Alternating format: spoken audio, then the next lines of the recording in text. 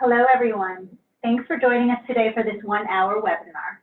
Before we begin, I'd like to thank our partners, Advancement Project, Californians for Justice, Public Advocates, and Learning Policy Institute for their support with this webinar and our fall site visits. I'd also like to let the audience know that this webinar is being recorded. A video recording will be emailed to you in a few days, and the slides are currently available at the link in the chat box. Today's webinar is being presented by the California Partnership for the Future of Learning.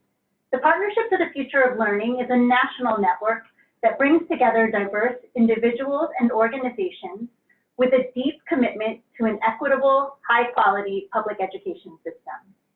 Together, we promote policies to strengthen this system and call attention to schools that are making learning rigorous, engaging, and available for every student. Partnership-affiliated work in California focuses on equity and elevating the voices and leadership of students and families of color in collaboration with educators and allied organizations. While the work is still in its infancy, there are three primary components: shared story, shared learning, and shared policy. In each of these areas, the goal is to build on and complement the important work of a broad cross-section of organizations and coalitions by advancing the following 5 priorities. 1, full and fair funding. 2, equitable access to student-centered, meaningful learning. 3, diverse, prepared, and supported educators. 4, deep, trusting, and respectful engagement of students and families, including support for grassroots organizing. And 5, the development of a shared narrative. This webinar highlights the work of community schools as a community-driven approach to school improvement that works in alignment with these priorities. Again, my name is Angelica Honko, and I am the Deputy Managing Attorney with Public Advocates on our Education Equity team. For nearly 50 years, Public Advocates has been fighting the systemic causes of poverty and racial discrimination by strengthening the collective power of communities to shape public policy and achieve education, housing, and transportation justice. We partner with grassroots organizations employing advocacy, communications, and the power of law to achieve our goals. Please visit our website at publicadvocates.org, which is in the chat box, to learn more about what we have been able to accomplish. In my role at Public Advocates, I've had the opportunity to partner with grassroots organizations like InnerCity Struggle, which we'll hear from today, that represent students and families of color fighting for schools that are adequately funded and resourced to meet the needs of the whole child. Today, we'll be sharing some insights on community schools in preparation for our site visits in the fall, and also to provide resources with advocates and partners who are interested in this strategy. Our speakers represent research, organizing, and state policy perspectives. This webinar will provide useful context on this evidence-based strategy to improve schools through community input and relationships with students and their families. I'll start with a brief overview of the context surrounding community schools. Then, Anna Mayer of the Learning Policy Institute will share the research base on community schools. Following Anna's presentation, Henry Perez of InnerCity Struggle will provide an organizing perspective on community schools as a strategy that his organization has employed in Los Angeles. Next, Kai Jackson from the California Department of Education will provide insight on how the state sees community schools and the state-level policy opportunities that are available. Finally, we'll have a discussion with our presenters based on your questions. So as a reminder, if you have any questions during the presentation, please click the Q&A button at the bottom of your screen. If you'd like to engage in discussion, you may also click the chat button and type in the chat box at the lower right side of your screen. We will hold Q&A for the final part of the webinar after the 3 presenters. And now for the content.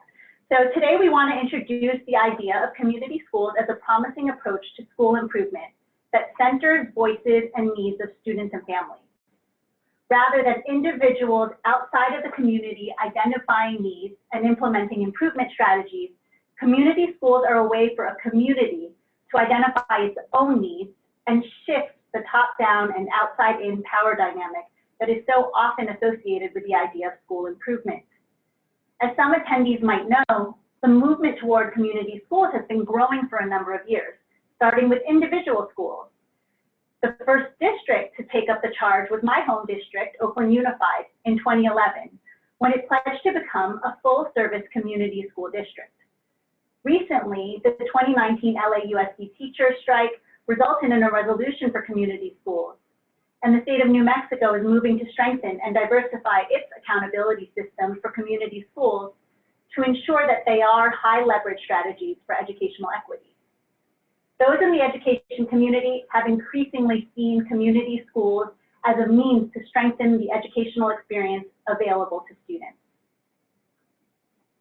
Now I'll pass the mic over to Anna Mayer, who will share the evidence base for why and how community schools can provide improved educational experiences for students and their families.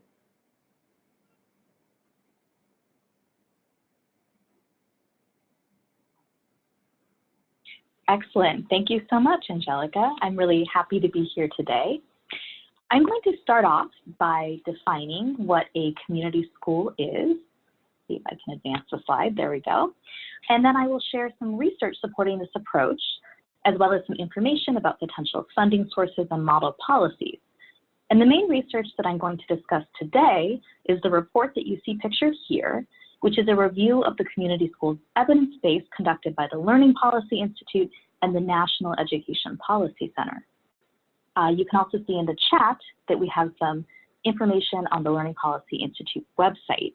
We have a project page about community schools. But first, though, I'd like to consider an important question. What is a community school? Places that call themselves community schools include a wide range from traditional schools with community school as part of the name to very non-traditional schools. What they have in common, though, is that they are all employing a place-based strategy where the school partners with community agencies and local government to provide services for the whole child and family. For our research review, we undertook a careful and comprehensive look at the community schools evidence base. Ultimately, we looked at over 140 studies investigating the impact of community schools on student outcomes. We also considered whether community schools qualify as an evidence-based intervention under the Every Student Succeeds Act, or ESSA guidelines, which would mean that federal funding for schools that are identified as struggling could be used to support community schools. The first thing we learned while conducting our review is that community schools are not a clearly specified model and that they do not all look alike. They do, however, commonly employ 4 elements, or what we've called pillars, of programming. You saw Angelica preview those on her introductory slide. The first pillar is integrated student supports, or wraparound services. For example, a community school might employ a full-time coordinator to manage partnerships and connect students with supports like mental and physical health care or housing and transportation assistance. The second pillar is expanded and enriched learning time and opportunities. For example, a community school might operate after school and summer programming on campus, which includes enrichment activities like art and hip-hop dance, as well as academic support. Students at community schools might also have access to real-world learning opportunities like internships and project-based learning, investigating questions in their community, such as how a local factory is impacting air and water quality. The third pillar is active family and community engagement, which refers to the school functioning as a neighborhood hub with supports for families and opportunities for families to meaningfully partner with teachers and staff. For example, parents might lead a committee to oversee the hiring and supervision of a community school coordinator. The fourth pillar is collaborative leadership and practices, which refers to a culture of professional learning, collective trust, and shared responsibility at a school site. And this can be supported with structures like site-based leadership teams and teacher learning communities. For example, daytime and after-school staff at a community school might participate in joint trainings and planning sessions together on a regular basis. Together, these 4 pillars were the first major finding from our research review. They provide one way to define what a community school is. So a holistic or comprehensive community school approach would employ all 4 of the pillars, but the services associated with each pillar would differ by local context. The other thing I want to acknowledge is that the sum of a community school is much more than its individual parts. Looking at these pillars are really helpful for understanding the evidence base supporting community schools, but it is difficult, if not impossible, to quantify the sense of love and trust and collaboration that can flourish in an authentic community school setting. So with that said, I want to share some highlights of the findings from our research review. Again, there is no one-size-fits-all approach to implementing the 4 pillars. Overall, we found benefits associated with a wide range of community school models, with improvements in everything from test scores and grades, which was especially true for mathematics, to students' attitudes towards school. You can find the full report linked in the chat, and there's much, much more detail about the outcomes that we found. But I do want to note that we also saw some evidence of closing the achievement gap for low-income students, English learners, and students in special education, although this was based on a small number of studies investigating that issue. Program effectiveness, of course, is related to the intensity and quality of services that students and families receive, as well as the length of time a strategy has been in place. So in this sense, implementation matters greatly for achieving positive results. There are some excellent resources available from the Coalition for Community Schools and the National Center for Community Schools, which tackle this question of what it means to implement community schools in a high-quality way. So I definitely recommend checking those out in the chat. We'll also share them out after the webinar. In addition, we also found some evidence of cost-benefit savings of up to $15 for every dollar invested in community schools. This evidence is based on just a small number of studies, but it is very promising. Lastly, we found that community schools do meet the SS standard for an evidence-based improvement strategy. This was true for each of the individual community school pillars, as well as for studies of comprehensive community schools. The other point that I wanted to touch upon briefly is the issue of funding. Most community schools blend and braid different funding streams in order to support sustainability. What you're seeing here is a pie chart from a 2010 analysis, which was done by the Coalition for Community Schools, showing the average breakdown of funding sources from a national study of community school finance. You can see a range of funding sources represented here, including federal, state, city, district, and private or philanthropic support. And the study is also linked in the chat if you'd like to see more detail about that. The main point that I want to make, though, is that there's no one funding source which is a cure-all. This work really does require blending and braiding. The Partnership for Children and Youth also put out a report on community school financing, which was specific to California. And this was in 2013. They shared funding profiles of 5 different community school initiatives in California. So if you're curious to see some information about more California-specific information, again, that's also shared in the chat. A few funding sources which I wanted to highlight today at the federal level include Title I.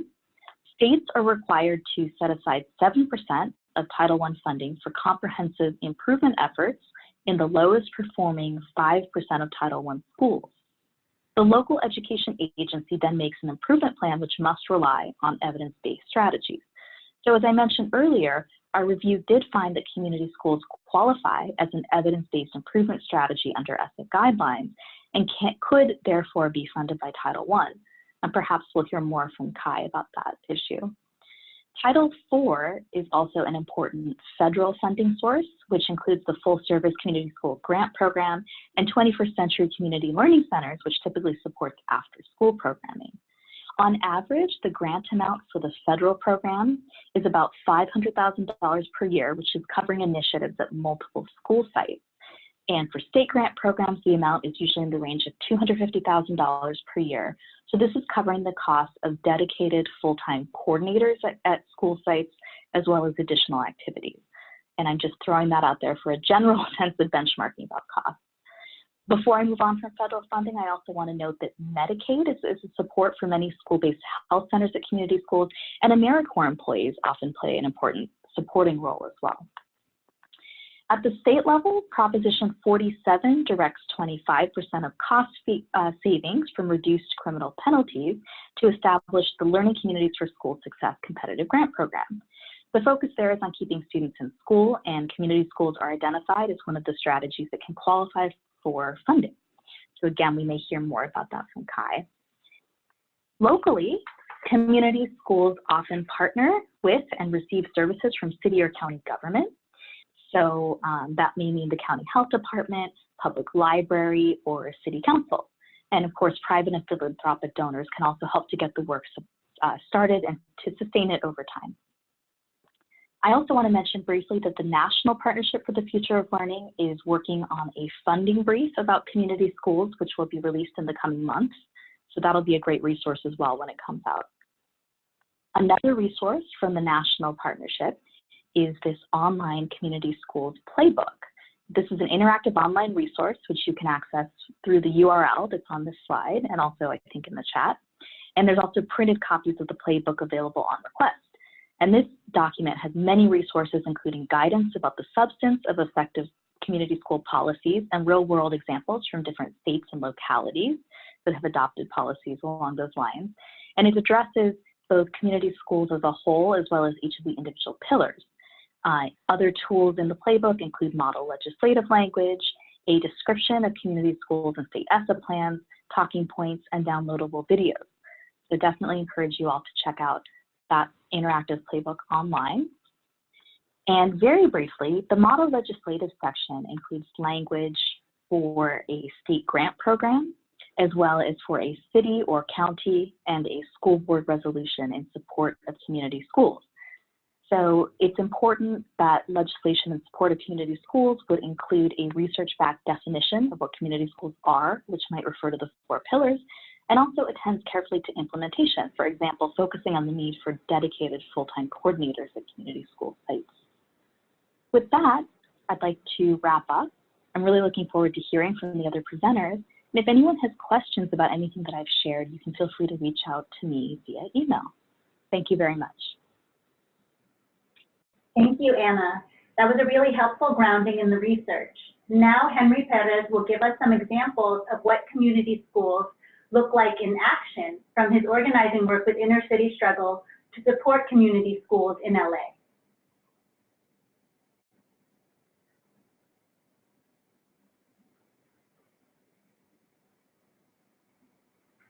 Henry, I think you need to unmute. Good afternoon, everyone. My name is Henry Perez, and I'm the Acting Executive Director of InnerCity Struggle.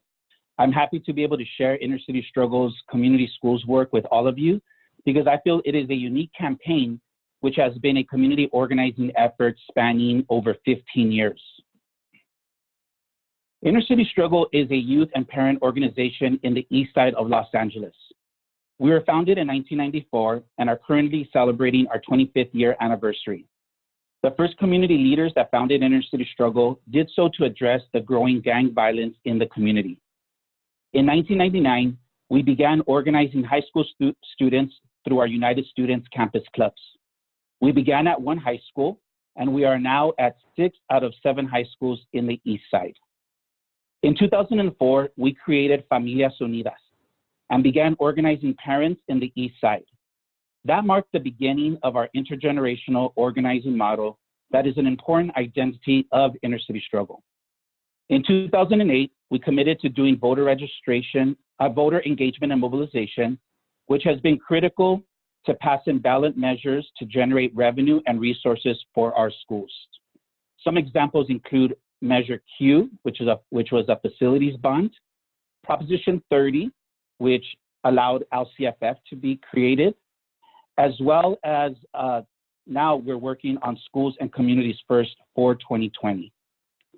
Over the last few years, we have been taking on new issues such as housing and youth justice because these are issues that intersect with education and are impacting the lives of our young people and their families. Over these last 20+ years, we have been working with youth and families to transform our public education system to ensure that it supports all our students to graduate college and career ready. Our organizing work around community schools is part of a youth and parent-driven process to assert responsibility, ownership, and self-determination over what education looks like in our community. To set the context of our community schools efforts, I would like to highlight a few characteristics about the East Los Angeles neighborhood where we are organizing. East Los Angeles has long served as an entry portal for immigrants into the city of Los Angeles. The median household income is $43,579 with a poverty rate of 24%.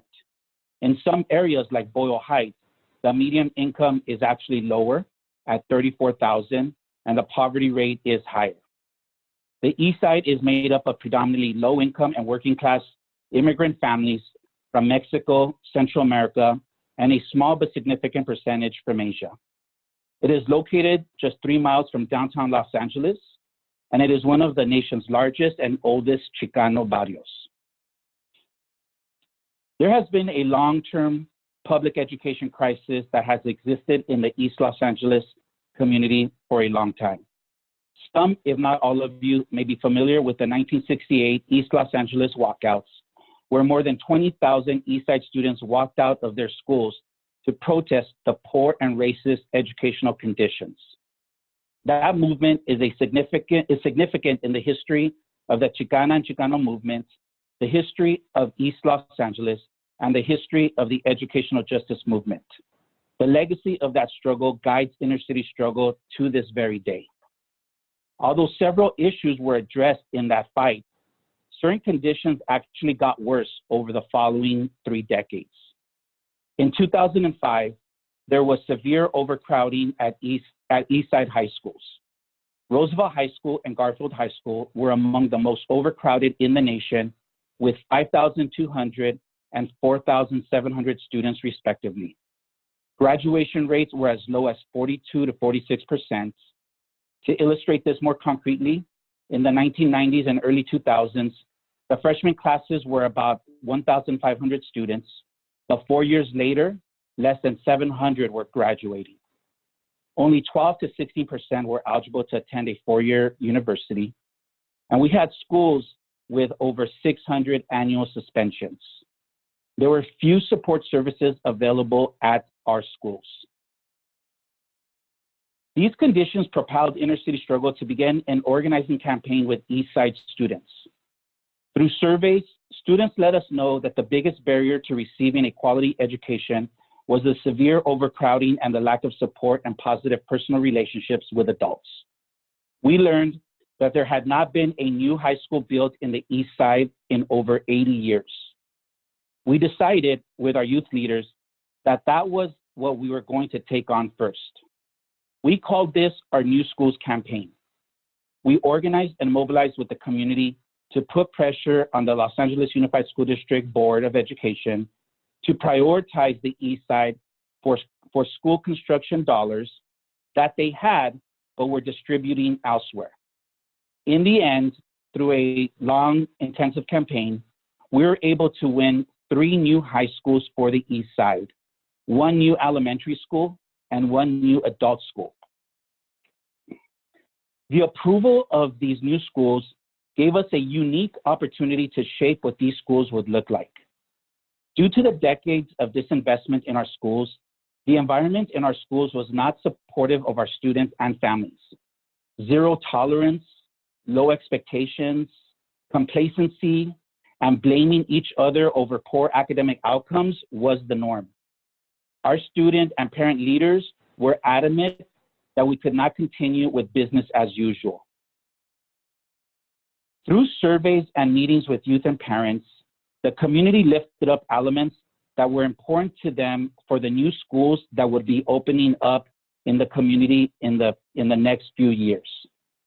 These elements included personalization, high expectations, a rigorous college and career preparation curriculum, increased student and parent voice, as well as holistic wraparound services. This input created the framework that you have in front of you that has become the Eastside vision for community schools. This framework serves as our guide for the organizing campaigns that we embark on. The elements in this framework include being data-driven, which includes collecting data from students and parents through surveys, college and career readiness, school climate and wellness, looking for alternatives to suspensions and expulsions, as well as supporting students holistically. Equity, the idea that the highest need students deserve the most amount of resources. Community voice, and school and community partnerships. Since our New Schools campaign in 2004, InnerCity Struggle has been on a long-term trajectory towards building our vision of what public education should look like for our youth and families. We recognized that we are not going to reach that vision in one fell swoop. Rather, we needed to be committed to a multi-year campaign. Since 2004 through 2018, we have won numerous policies that have been the building blocks of our community schools vision. In 2005, we were able to win A through G for all to ensure that there were no longer tracking students of color in our district. Instead, everyone would receive college prep courses. I mentioned Measure Q to bring in resources to update new schools. Breakfast in the classroom to ensure that all students start off the day with a meal. School Climate Bill of Rights. Wellness Centers Now resolution, which was $50 million for the construction of school-based wellness centers. Equity is Justice in 2014, which created an index of the highest need schools in the district with a mandate that the district fund those schools first and prioritize them for funding and resources. There's a couple of other resolutions that sought to strengthen some previous resolutions that we had won, such as equity in A through G, and also SENI 2.0. But we also won funding for the modernization of two of the oldest campuses in the East Side, and our students and parents ensured that the design included school-based wellness centers. We have been able to leverage all of these campaigns and policies to push for school transformational strategies at our local neighborhood schools. I would like to emphasize that our success at our local school sites would not be possible without the partnerships that we have been a part of facilitating and the vision that students and parents have advocated for. 3 of our local high schools are deeply committed to the vision of community schools. Torres High School is anchored by the Los Angeles Educational Partnership, and they are a community school. And Promesa Boyle Heights, which is a neighborhood-based collaborative, which InnerCity Struggle is a part of, is anchoring community schools at 2 high schools, Felicitas and Gonzalo Mendez High School and Roosevelt High School, and the feeder middle school, Hollenbeck Middle School. At these school sites, we are seeing the best academic outcomes in the East Side and in the district when it comes to Mendez High School. And at Roosevelt High School, we are seeing tremendous progress. I want to conclude by highlighting the academic progress that we have seen in the East Side.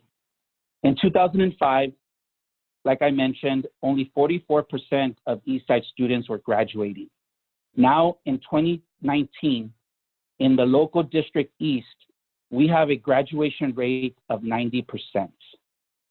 It is important to emphasize a couple of other points. Although we are not at every high school in the East Side, by creating models of success and opportunities, we have seen the ripple effect spread across into other high schools in the area. They have also adopted community school strategies and are showing tremendous progress as well. I also want to emphasize that success is not only measured by the academic gains that we have seen, but success is also the cultural shifts and transformation that we have seen by the support and buy-in into a community school's vision. Governance is more shared, collaboration is sought out, there are healthier relationships between all stakeholders, and most importantly, youth and parents are seen as partners. And that concludes my presentation. Thanks, Henry. Those were some inspiring examples of what it takes to organize students and families in support of community schools. And I will be especially excited to hear more about the culture shifts that you've witnessed at these schools. Now we'll learn about some of the state level work and policy opportunities from Deputy Superintendent of Equity and Access at the Department of Education, I'm in the sun, Kai Jackson. I'll pass it off to you, Kai. Good afternoon. Thank you, Angelica, and thank you, everyone. I appreciate the opportunity to be here with you. I'll click through my slides here.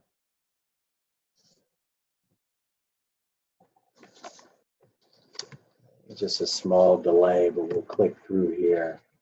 So first, I love to tell you about some of the priorities of Superintendent Tony Thurmond and give you an update on some of the things that we've been doing here at the department as it relates to community schools, some of our future efforts. Some of our previous presenters have done a great job in giving us a foundation of what community schools are and how they can support our youth. You know, and I really want to emphasize that we have an unprecedented opportunity here as we stand in the new administration in the governor's office and for the Department of Education to invest more in these systems and to take a comprehensive and strategic look at how we support our systems, our students, and how community schools can be a part of that system. As you know, every year as a legislator, Superintendent Tony Thurmond introduced bills that would expand healthcare and expand services to students at the schools where they may not otherwise have supports at home. Superintendent Thurmond has mentored countless young men over the years and taught life skills and civics and juvenile detention facilities. And as a former social worker, you know that he has helped to provide mental health services to students, not only when he was a social worker, but when he was at the school board and when he was in the legislature. Community schools are a huge priority for the superintendent, and he's worked very hard to continue that in his current position. And there are a number of efforts going on currently. This year, the CDE prioritized initiatives for superintendent working groups that were directly aligned to community schools and the community schools framework. And this slide here shows some of his priorities are statewide literacy, reducing chronic absenteeism, closing the achievement gap, and looking at the jobs of tomorrow. And importantly, I would note, mitigate every single factor that a student or a family arrives at school with. We do know that we can move strategically to mitigate or roll back some of the barriers that will prevent students from obtaining K-12 success. For example, we know that 90% of brain development occurs before the age of 5. It is so important that our educational resources promote a healthy start for our young students and meet their needs at their schools and in their communities. So this year, Superintendent Thurmond was the sponsor of Assembly Bill 1196, which was intended to provide funding to LEAs and to community schools. This was a huge effort in working with Assemblymember Gibson, and we intend to continue this effort in the next legislative session. And I believe it was mentioned previously that the Safe Neighborhoods and Safe School Act, Proposition 47, were previous efforts to apportion funds that the CDE used to help reduce truancy and support students at risk and to help prevent dropping out of school. And as we show here, these funds have been used to support the Learning Communities for School Success program, which provided grants to keep students in school, including community schools.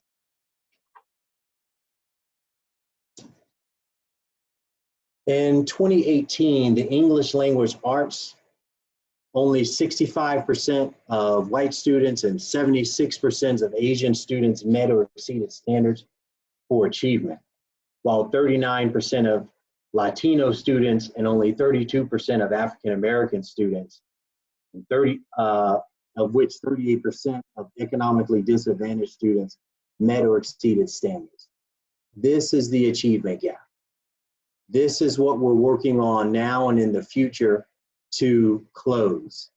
And consistent with the superintendent's priorities, the CDE has put on a series of ongoing statewide working groups that look at policy that we could look to implement in the future, many that could be aligned and implemented through community schools framework. These working groups include, but are not limited to, closing the achievement gap work group, early education, jobs of tomorrow, student health and safety, and increasing K-12 funding. One method that schools use to help bring communities together, parents together, in support of students are school-based health centers. And school-based health centers are an innovative way to help ensure that children and youth have access to care while they're in school, where they're spending most of their time. And this is access that they may not have otherwise. And on the left, you can see just a quick percentage breakdown of schools served by school-based health centers. And I believe Anna mentioned ESSA Title IV Part A funds in community schools, so I'll hit on that a little bit. But part of ESSA funds can be used to support these efforts in school-based health centers. And as you know, ESSA Title IV Part A funds can be used to provide all students with access to well-rounded education, improve school conditions for student learning, and improve the use of technology in order to improve the academic achievement and also digital literacy. So just as a quick note, some funding for LEAs in 2017-2018 through ESSA Title IV Part A funds. There was approximately $44 million in competitive grants. And in 18-19, there was about $120 million in competitive grants. In 2017, there were about 54 grants awarded across the state. And these grant awards range from $500,000 to about $2.8 million. The ongoing formula grant will continue to be distributed to LEAs based on their portion of Title I Part A funds. And we anticipate there are about 1,600 LEAs eligible for these funds, with a minimum grant amount of about $10,000.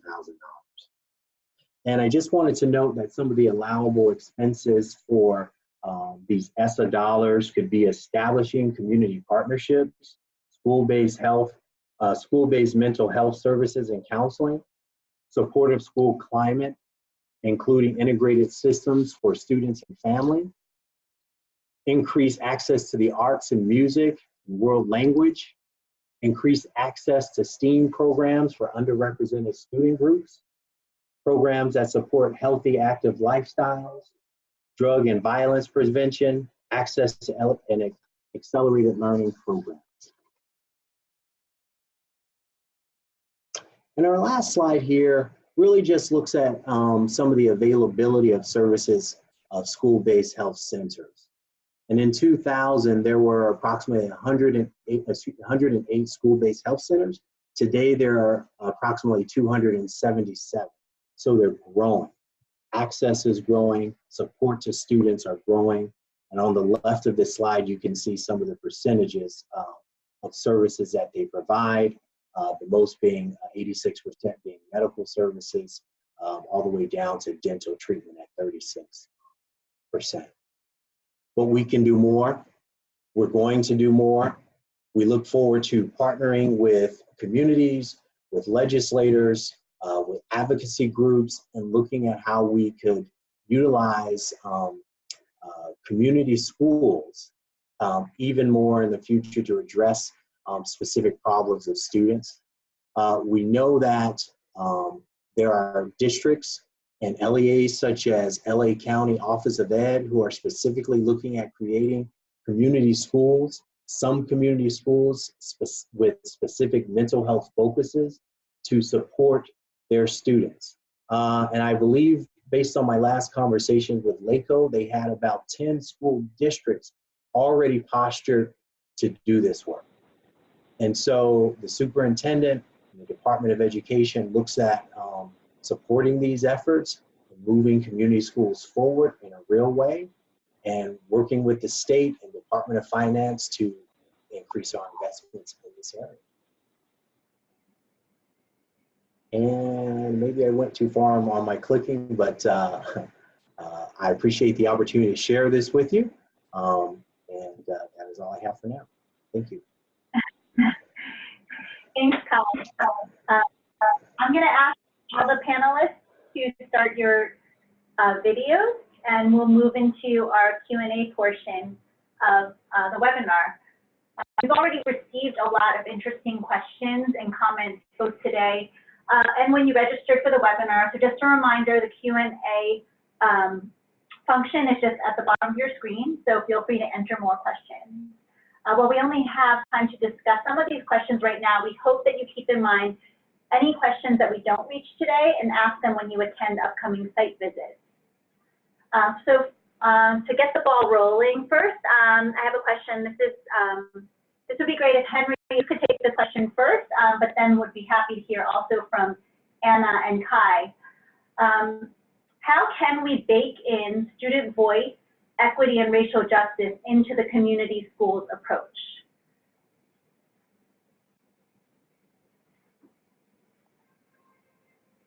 Yeah, happy to address that.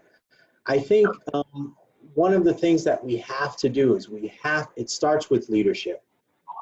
It really does start with leadership in our LEAs, so in our county offices of ed, in our school districts, that everything that they do has an equity lens on it.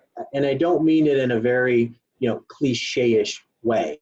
I mean everything from their schedules to ensuring that they have adequate parent engagement, and that they know each student's name, know their face, know their story.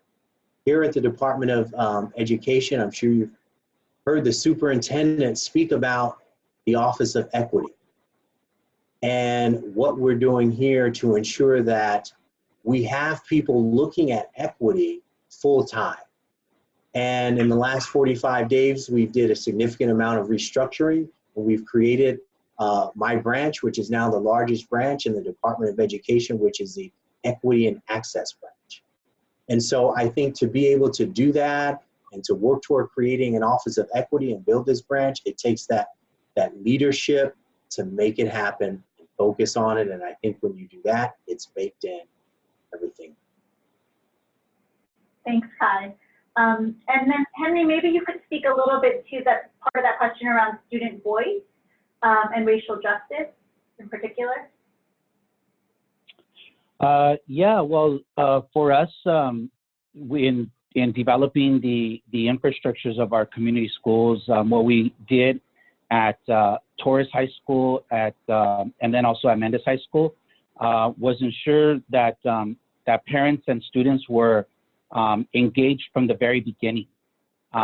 They can't really be brought in the middle or towards the end. They need to be engaged since the very beginning.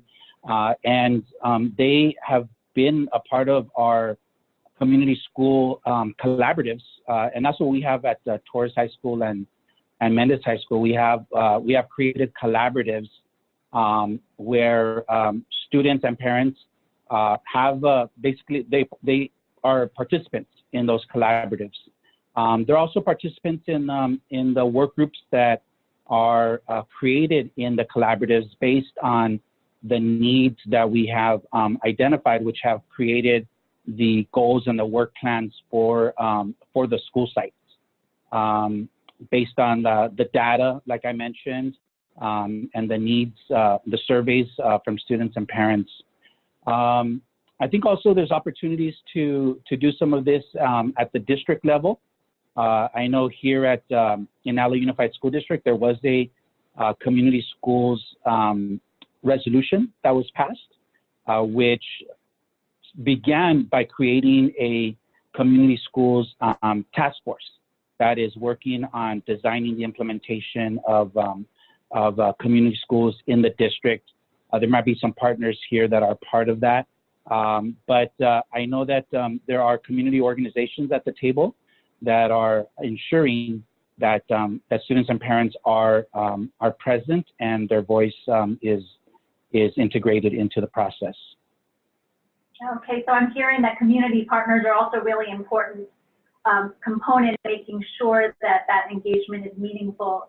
And maybe connected to that, another question we got were examples of what kind of stronger governance students and parents, what kind of structures are supporting stronger governance of students and parents. So I know you named these work groups. Is that like primarily how you see that happening? Does that also include, you know, school site councils or other kind of existing governance structures? Here for us and our examples, it's mainly been the community school collaboratives.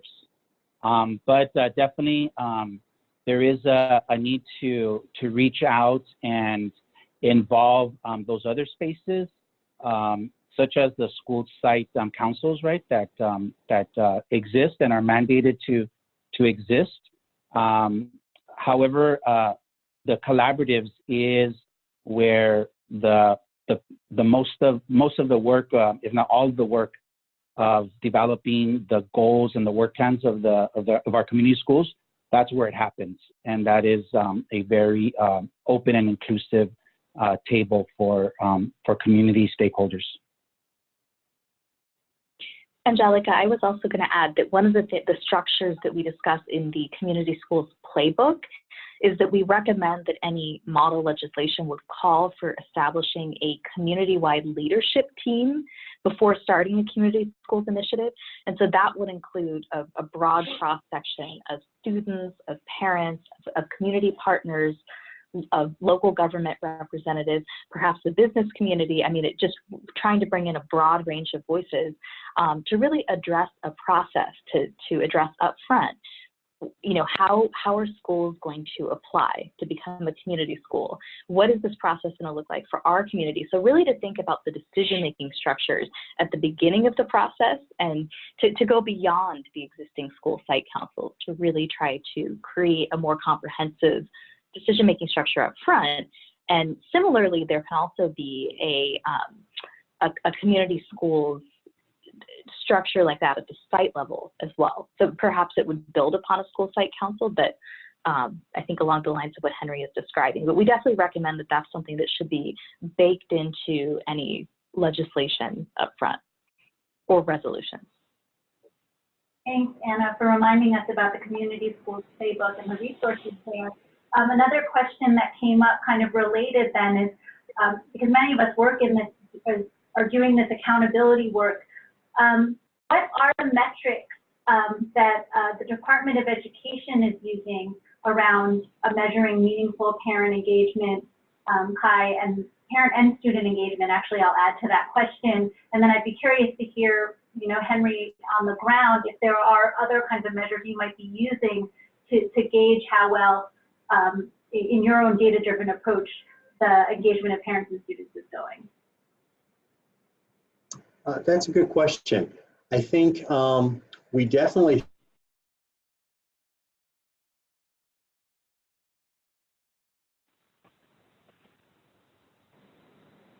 think Hi, I think parent we lost, engagement, right, and developing. lost your sound just for a minute, so, or just for a few seconds to start from the beginning. How about now? Can you hear me now?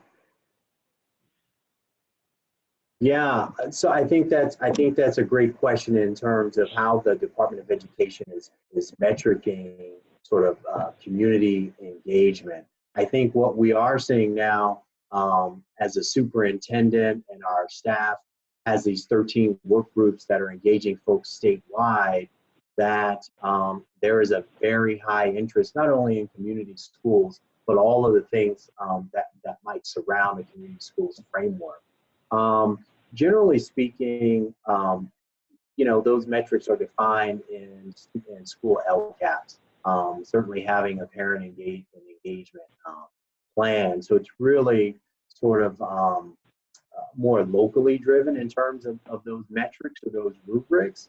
But what we find is that parents, advocacy groups are coming to us through consortiums, through organizations such as AXA, CASBO, small school districts.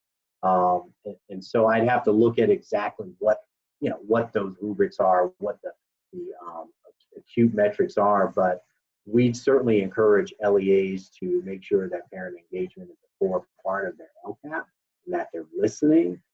What I've seen is that when you allow parents to have voice, not only in the school board meetings, but voice with teachers in a variety of ways and in a variety of modalities, it's important.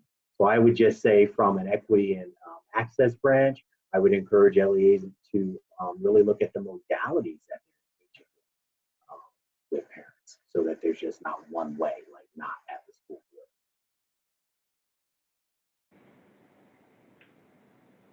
Thanks, Kai. Henry, did you have anything you wanted to add? Yeah, I would emphasize the use of surveys.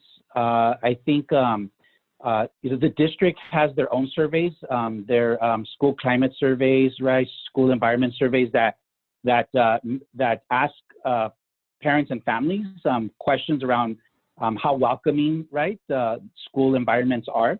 But I think this is a good opportunity to really utilize the leadership of students and parents, especially the ones that are most engaged with the community school collaboratives and efforts. Really utilize their leadership to gather their own surveys, right? To gather surveys, specific school site surveys, because I feel parents, if they get an official survey from the district, I think that's important, but I think there may be a particular ways that parents feel comfortable or not or uncomfortable really being honest and truthful or just being as upfront about how they're really feeling. But between relationships, right, student and student relationships and parent relationships, I think we could get much more authentic information that way. So really using their leadership to gather surveys could let us know how student and parent voice is actually being implemented at the school sites. And I was also going to jump in and just note that point around surveys, I think, is so important. One of the things that we often see as an implementation strategy for community schools is to engage in a really careful planning process, which makes sense if you're really trying to create a shared vision, to really think about needs and assets within a school community up front and to come up with a shared vision together. And I think that any sort of surveys you're doing along those lines could feed into that work really in a really constructive way. Thanks, and it's helpful for, I really appreciated also listing of not just the surveys, but also the way that they're being gathered and the kind of support you need to get really reliable, actionable data. Speaking of kind of the data, I wanted to ask you, I guess first you, Anna, but we got a question on registration about the data outcomes from community schools, especially for Black students, in terms of closing the achievement gap, both in access to gifted or honors programs, AP.